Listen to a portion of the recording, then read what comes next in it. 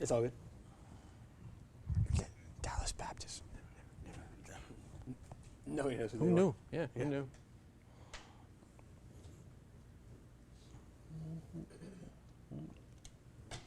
All right, Robert says he's good for 4.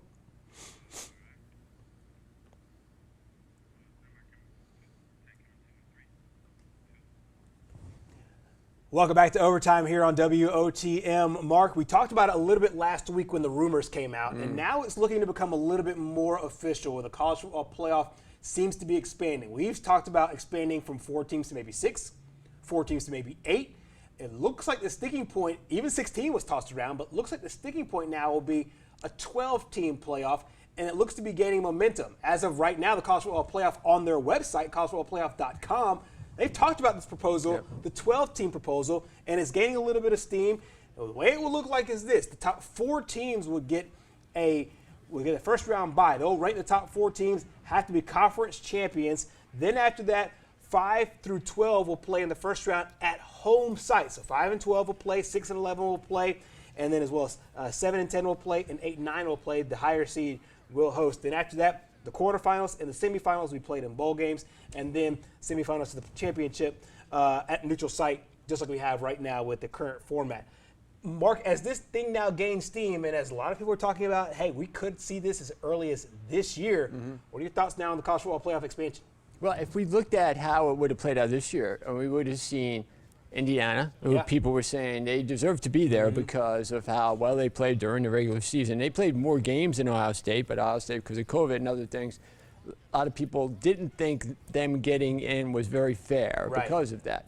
But either way, Georgia would have been in there. Now, a lot of people thought Georgia figured out their quarterback problem toward the end of the year. Maybe they could have made some noise as well. Cincinnati, people making a big deal about them because they were from a smaller conference. And MB, no, not BYU, it was Coastal Carolina, another team that would have made it under this current system. And then Florida, too, which Texas A&M as well. I mean, they battled during the regular season, and Texas A&M beat them. So Florida had another chance to maybe get back at them. So I think it sets up really interesting matchups. The other thing it does is you get rewarded if you're a 5, 6, 7, or 8 because you're playing a home game, an additional home game, which means more money. And I think that's probably what maybe the first 4 teams who get buys, maybe they're a little jealous of that. I don't know.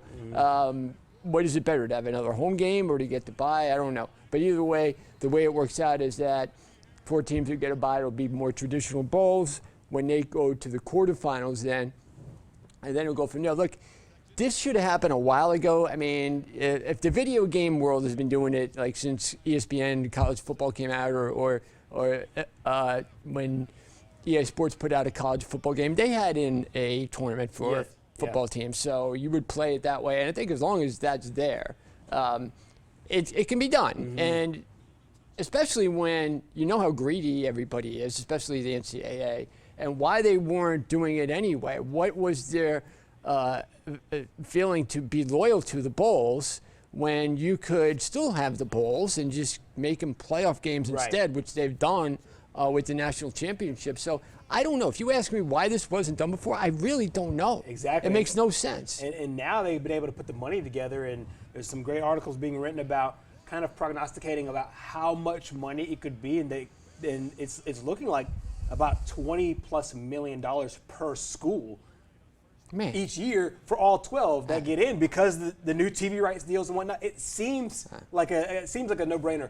Then you have the situation where you take a guy like a Christian McCaffrey, you take a guy like a Jadeveon Clowney, or some of these guys who sat out bowl games because you're not going to play in a meaningless exhibition game if you're going to be a top 3, top 5 round pick. But now it makes it to where if you're in the top 12, it now makes sense for you to play in these games because, number one, you can increase your draft stock, and 2, the games are not meaningless because you have a chance in a national championship. I think now it makes it a lot more interesting because you have the best players playing longer, and now you don't have that weird mix of games that come after the conference championship games till December 31st when you're just watching football to watch football. It's not a game that you actually care about, and it's not a game that actually matters in the grand scheme. Yeah, although I will say this. If you decided to skip that game, and you're a player, I would feel bad for you because you had moments like Davian Clowney laying out somebody on Michigan that I'll never forget. I mean, the hit of all time as he's holding him down with one hand, picking up the football with the other, and it was all over the Instagram in 2 seconds. Right. And that was like a play after South Carolina really got hosed on a bad play. So you were really mad if you're a South Carolina fan.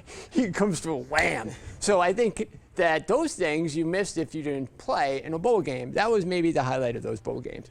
But now, and I think it's only going to get bigger and bigger. I mean, this is just the beginning. Who knows where this is going to go? Probably at some point you're going to want to involve more teams because it means more money. So again, I really don't know why it took so long.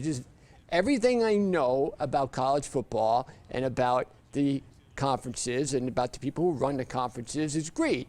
So why wouldn't this be done? Or something that we don't know that changed, or some, who God knows who had to have their finger, twisted or their arm moved or whatever it was.